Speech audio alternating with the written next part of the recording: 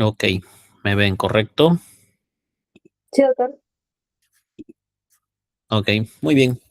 En esta clase recuerden que en la anterior clase habíamos hablado sobre el papel de los anticuerpos antinucleares.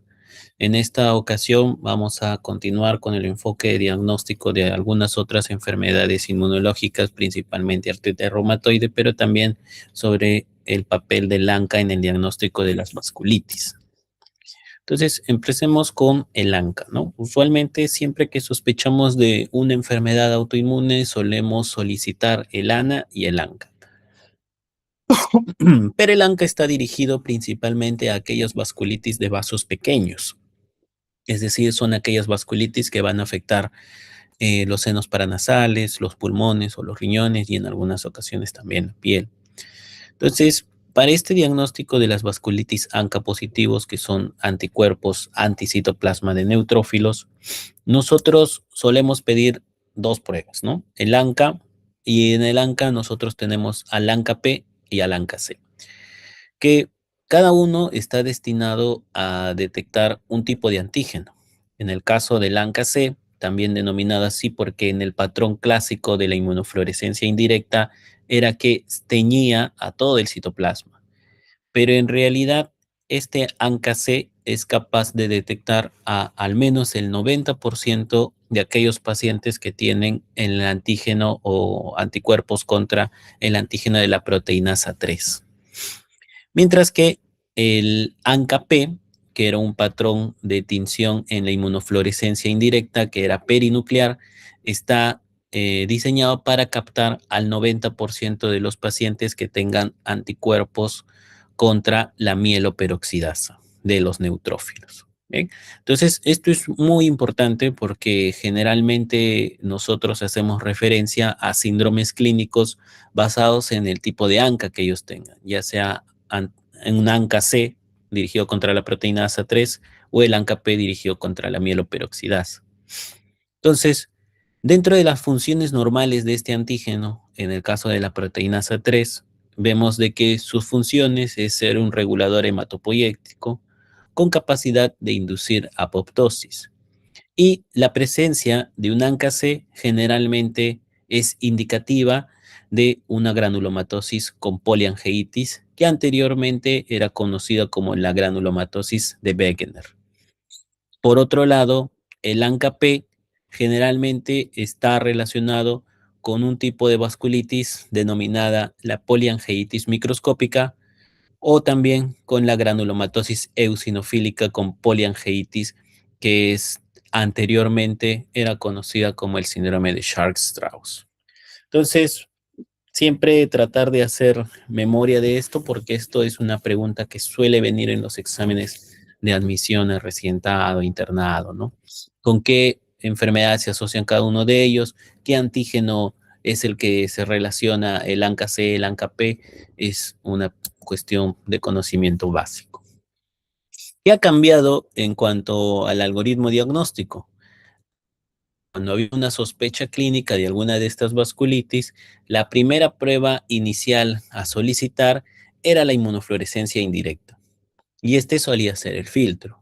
Sin embargo, se ha observado de que esta prueba tiene una alta tasa de falsos positivos, principalmente en poblaciones donde la prevalencia es baja, ¿no? Donde también puede aumentar disminuir, lógicamente, cuando disminuye la prevalencia, también disminuye el valor predictivo positivo. Entonces, anteriormente, si es que el IFI era positivo, se confirmaba con ELISA. En la actualidad, debido a que es un poco más práctico y hacer técnicas de inmunoquimioluminiscencia o técnicas de ELISA, y estas pruebas poseen una alta sensibilidad y especificidad para el diagnóstico, la prueba inicial, cuando hay una sospecha clínica de una de estas vasculitis de pequeños vasos, es solicitar la prueba de ANCA mediante inmunoquimioluminiscencia o mediante ELISA. Esto va a proporcionar una mayor sensibilidad y especificidad para el diagnóstico. Y el IFI va a quedar reservada solo para casos donde hay discordancia entre la clínica y el laboratorio o cuando hay una alta sospecha en pacientes que tienen CLIA o ELISA negativo. Entonces, ¿cuándo deberíamos de pedir estos test? ¿Cuándo deberíamos pedir un ANCA? Deberíamos pedirlo principalmente cuando tienes a un paciente que está haciendo una glomerulonefritis, especialmente si es que esta glomerulonefritis es rápidamente progresiva, ¿no? Ustedes ya conocen glomerulonefritis, presencia de insuficiencia renal, hematuria, puede haber proteinuria pero mínima y suele asociarse también con hipertensión, como parte de un síndrome nefrítico. O también lo deberíamos de pedir en aquellos pacientes que hacen hemorragia pulmonar o el famoso síndrome pulmón-riñón, ¿no? Entonces son pacientes que debutan con insuficiencia respiratoria aguda, que tienen hemoptisis y que suele ser un cuadro severos que lleva a anemia rápida y también en algunos casos suele haber compromiso renal en forma de injuria renal. También deberíamos pedirlo en aquellos pacientes que se presenten con nódulos pulmonares, principalmente cuando son múltiples y también cuando tienen una tendencia a cavitarse. Esto podría hacerte sospechar en una granulomatosis de Wegener. O también en pacientes que tienen vasculitis cutánea con afectación sistémica. También deberíamos pedirlo en aquellos pacientes que tienen enfermedad destructiva crónica de las vías respiratorias superiores, incluso con aquellos que tienen erosiones o nariz en silla de montar, como lesiones crónicas del tabique nasal. También en pacientes que hacen sinusitis u otitis de larga duración y de larga recurrencia, o en pacientes que debutan con estenosis traqueal subglótica. También sospecharla en la forma de la poliangiitis microscópica en pacientes que hacen mononeuritis múltiple, localizadas, ¿no? Y siempre solicitarlo en pacientes que tienen escleritis o masas retroorbitarias. Entonces, como les había mencionado, la técnica de elección para el diagnóstico es el ELISA o el CLIA, pero en algunos pacientes tú vas a tener un CLIA o un ELISA negativo con una alta sospecha de una de estas vasculitis, y esto generalmente puede ocurrir en casos de vasculitis inducida por drogas. Principalmente esto está relacionado con algunos medicamentos como es la hidralazina o también con algunos consumos de cocaína adulterada, ¿no?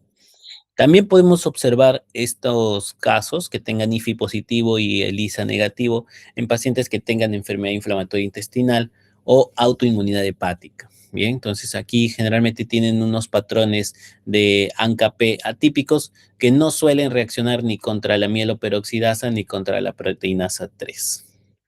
O puede que se trate de un falso negativo. Hay que tener en cuenta de que la granulomatosis con poliangiitis se puede encontrar falsos negativos hasta en un 11 a un 15% de pacientes, y en los pacientes con microangiitis con poliangiitis microscópica puedes encontrar falsos negativos con una mayor prevalencia de hasta un 8 a un 24%.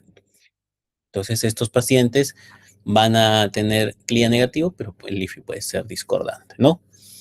Entonces, generalmente nosotros vamos a distinguir un fenotipo serológico de acuerdo a las pruebas de laboratorio que tenemos. Muchas veces ustedes habrán escuchado de que la clínica manda, ¿no?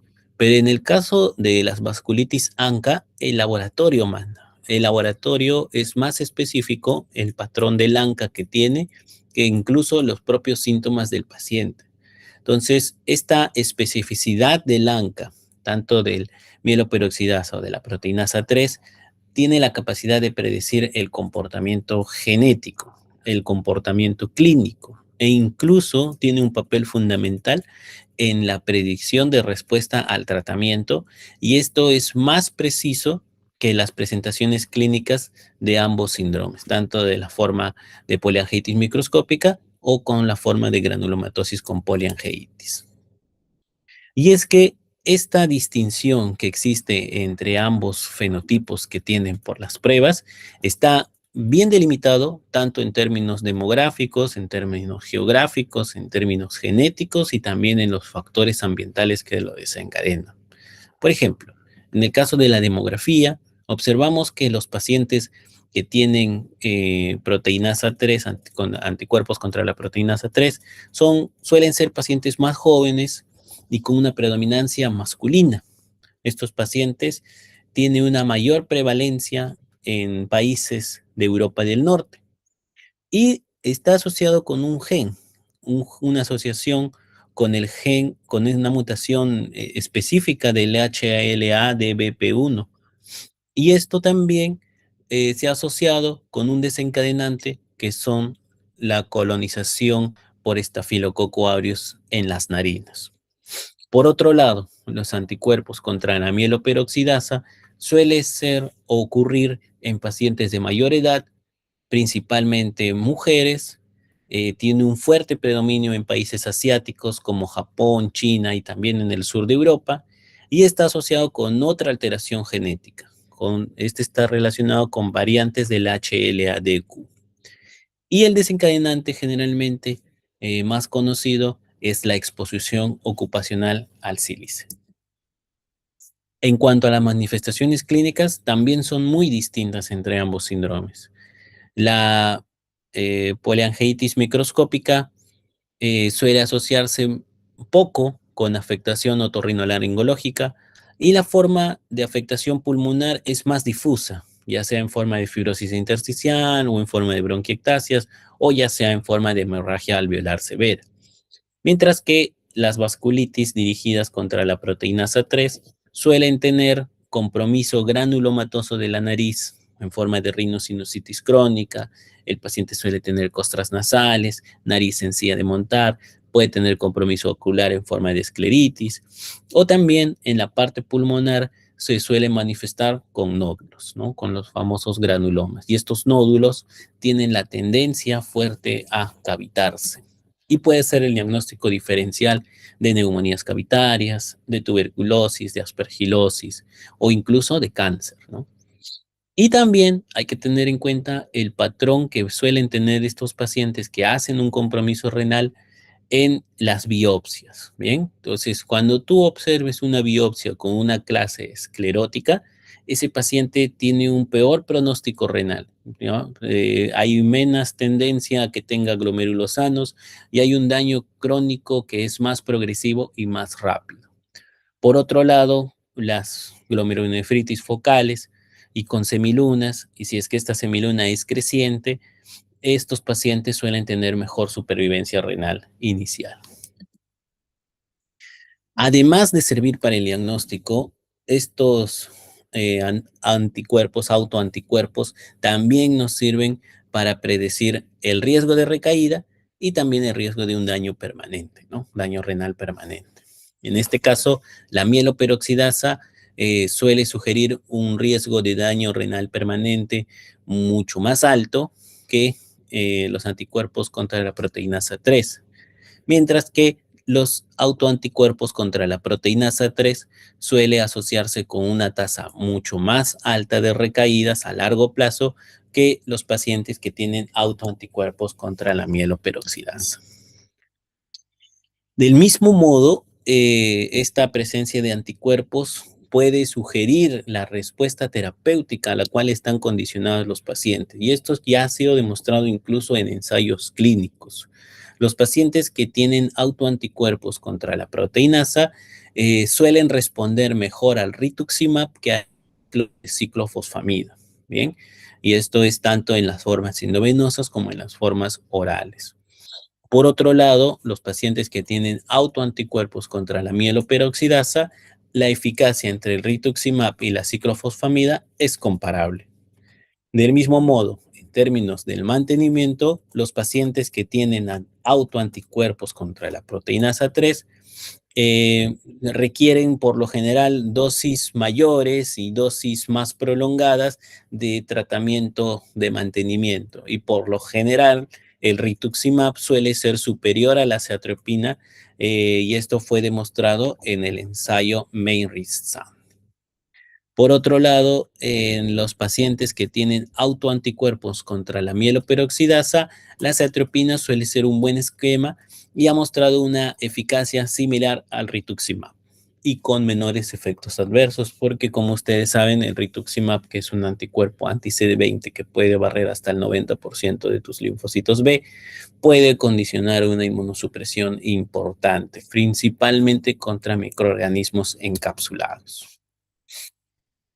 Del mismo modo, algunos estudios han sugerido de que aquellos pacientes que tengan una elevación de su ANCA, principalmente del ANCA dirigido contra la proteinasa 3, es decir, el ANCA-C, estos pacientes podrían beneficiarse incluso antes de que aparezcan manifestaciones clínicas de un ciclo de rituximab ante elevaciones bruscas de los títulos del ANCA-C, ¿no?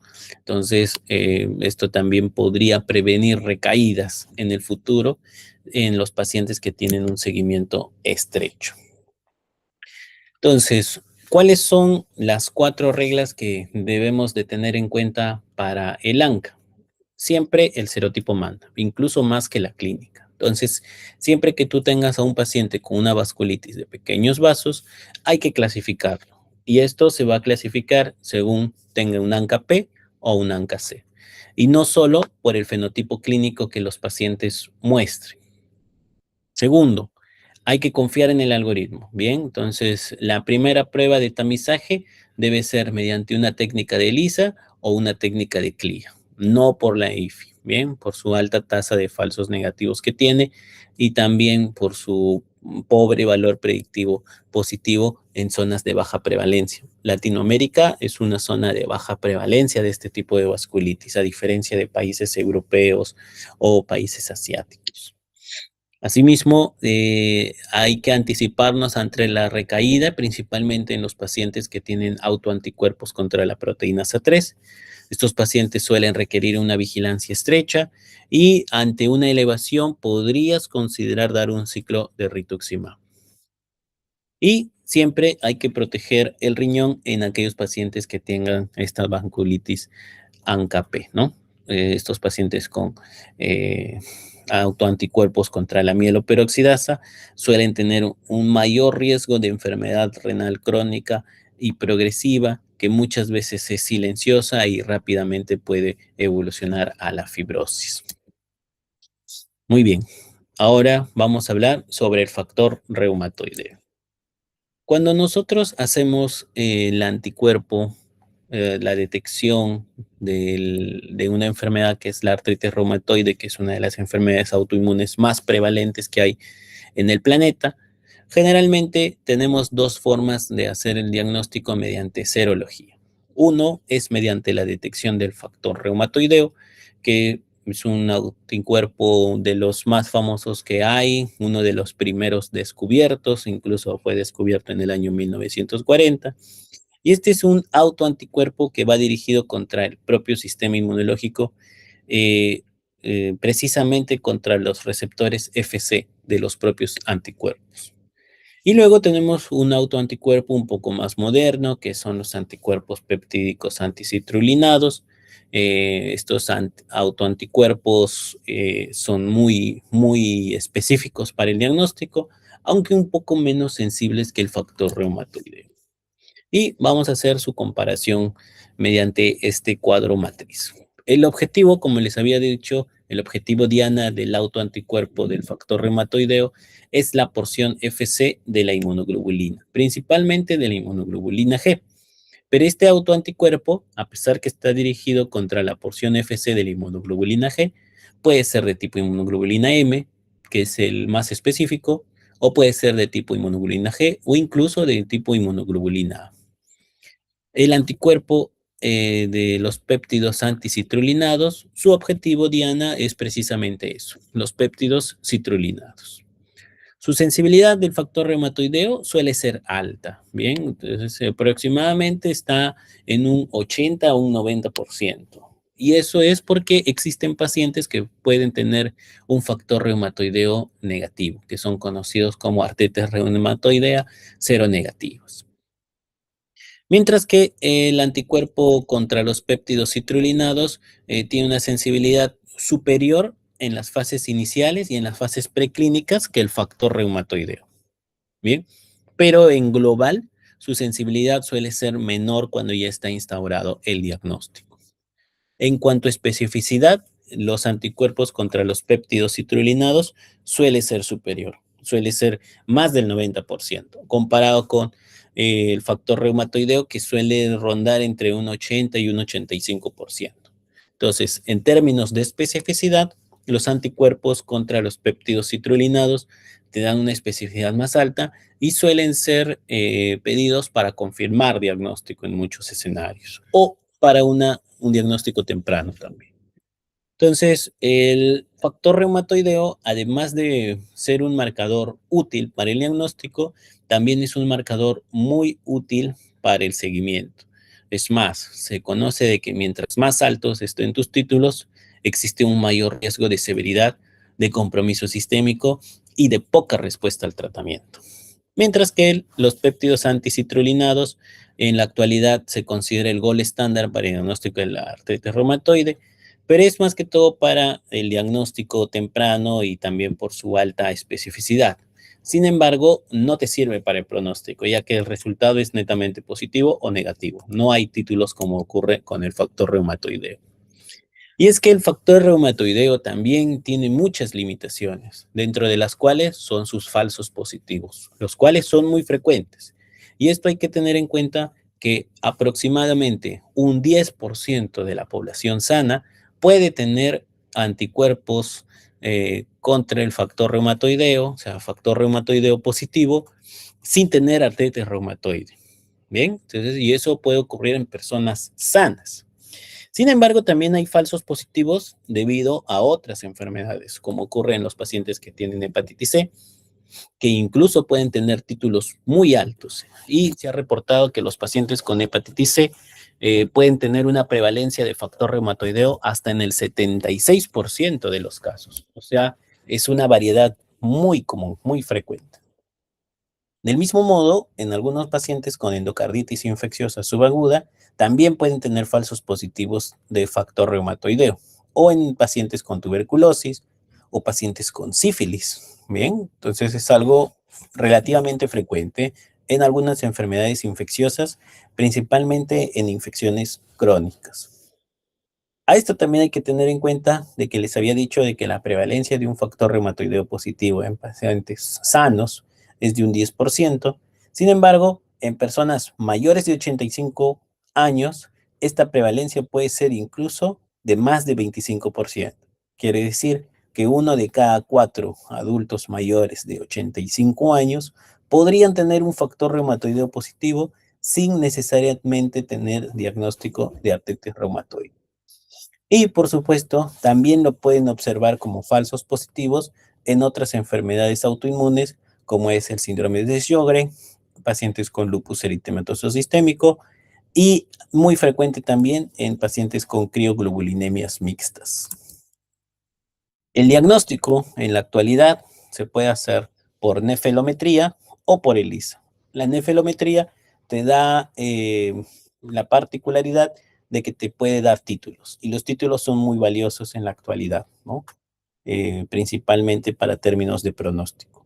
Mientras que el ELISA es una técnica valiosa también, porque te puede decir el isótopo, o sea, te puede decir si es que este factor reumatoideo es de tipo inmunoglobulina G o inmunoglobulina A o una inmunoglobulina M. Y esto es muy importante también para el pronóstico. Estos son los isótipos que les isotipos dando. En el caso de la inmunoglobulina M, es el más frecuente, es el predominante, está altamente correlacionado con formación de nódulos reumatoideos y con inflamación sistémica. Mientras que el IgA está fuertemente asociado con lesiones pulmonares, enfermedad erosiva severa y con progresión radiológica, es decir, el fenotipo de factor reumatoideo de tipo inmunoglobulina A suele ser más severo que el de tipo inmunoglobulina M, que es el más común, el más predominante. Del mismo modo, el tipo inmunoglobulina G puede ser un marcador principal para el desarrollo de vasculitis reumatoide, ¿no? Que suele ser una vasculitis que aparece en las piernas y también como parte del síndrome de Felt, que ya hay un compromiso hepático adicional. A esto también hay que tener en cuenta de que hay pacientes que tú le vas a pedir factor reumatoideo y también el anticuerpo contra el péptido citrulinado. Hay que tener en cuenta que aquellas personas que tienen títulos altos de ambas pruebas es un mecanismo sinérgico de un paciente que está expuesto a una mayor tasa de progresión radiográfica y a menores o a peores resultados clínicos, es decir, un mayor compromiso sistémico, mayor compromiso articular, mayor posibilidad de erosiones y también a refractariedad de tratamiento, ¿no? Y esto es probablemente porque está íntimamente relacionado la positividad a una producción descontrolada de algunas citocinas proinflamatorias, como es el caso de la interleucina 6 y del TNF-alfa. A esto también hay que tener en cuenta la secuencia temporal, y esto era lo que yo les estaba mencionando de uno de los beneficios principales que tiene el anticuerpo contra el péptido citrullinado. Puede hacerse positivo incluso desde 10 años antes del inicio del cuadro clínico. Y esto es sumamente importante porque nos puede ayudar a identificar a aquellos pacientes que están de riesgo, tener un diagnóstico temprano y, por supuesto, evitar las deformaciones o las erosiones articulares para ofrecerles un tratamiento oportuno. La inmunoglobulina M puede elevarse incluso 5 años antes de la aparición del diagnóstico de artritis reumatoide, mientras que la inmunoglobulina A y la inmunoglobulina G por lo general suelen ser un poco más tardíos. También se ha observado de que existe una relación clínica entre los títulos del factor reumatoideo y el riesgo de enfermedad severa, principalmente con algunas de las formas de progresión rápida, ¿no? Los pacientes con títulos más altos tienen una tendencia a progresar mucho más rápido hacia la destrucción ósea, o un mayor número de compromiso articular y marcada inflamación en aquellas articulaciones que son afectadas. Y también estos pacientes, por tanto, van a requerir un control temprano y un poco más agresivo. Asimismo, se ha observado de que los pacientes que tienen títulos altos de factor reumatoideo tienen un mayor riesgo de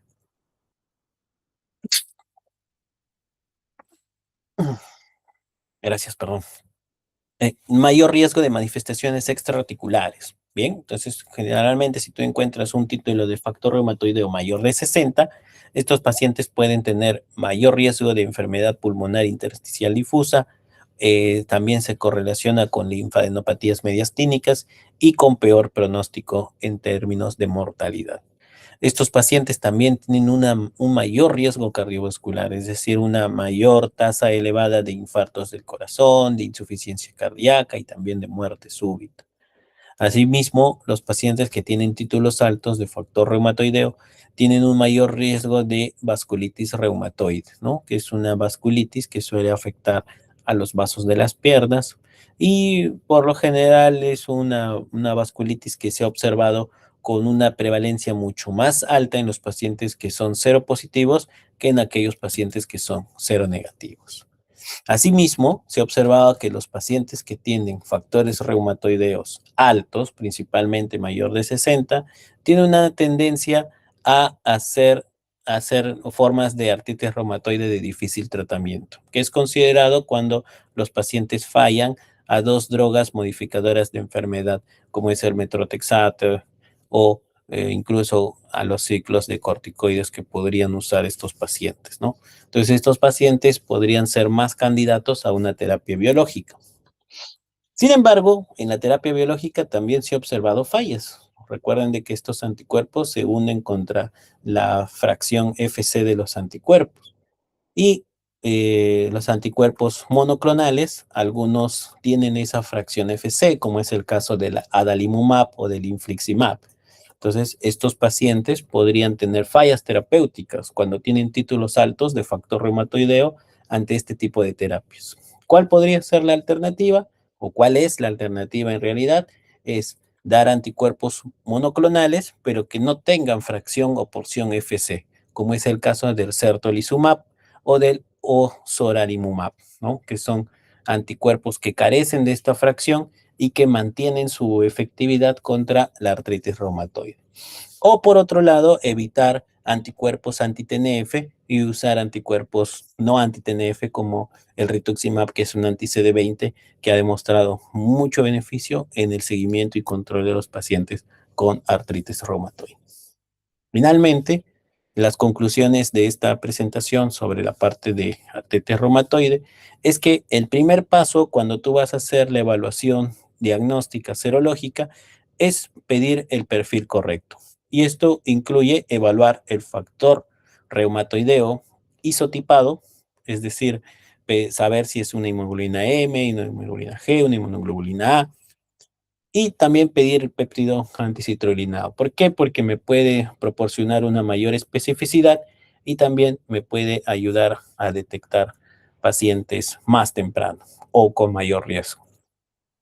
Siempre evaluar el estado de doble positividad, porque eso me va a dar una impresión en el pronóstico de estos pacientes. Y también siempre hay que descartar falsos positivos, es decir, hay que pedirle prueba para sífilis, para VIH, para hepatitis C, etcétera. Luego vamos a tener que hacer la estratificación del riesgo. Y esto principalmente en aquellos pacientes que tengan títulos más altos, ¿no? Entonces, en títulos de 1 sobre 64, 1 sobre 120. Hay que hacer un monitoreo estrecho del daño radiológico temprano, es decir, pedirle su radiografía de manos, de pies, de tobillos, incluso de rodillas, aunque no es muy habitual, ¿no? Y realizar un tamizaje proactivo de enfermedad pulmonar intersticial. O sea, probablemente este paciente vaya a ser candidato a solicitar una tomografía y evaluar también su riesgo cardiovascular, porque este paciente podría tener un mayor riesgo de enfermedades coronarias. Finalmente, hacer la optimización terapéutica. Si el factor reumatoideo es mayor de 100, evitar anti-TNF convencionales, como ya habíamos dicho, que tienen porción FC incluida dentro de la droga, como es el infliximab o el adalimumab, o incluso el etanercept, y priorizar anti-TNF sin región FC, como el certolizumab o el ozoralizumab, o no anti-TNFs como el anti-CD20 rituximab, para evadir esta degradación. Y bueno, eso es lo que quería compartir con ustedes. No sé si hay alguna pregunta por ustedes.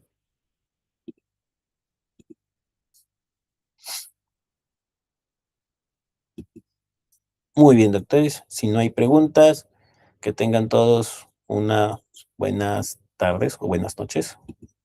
Hasta luego.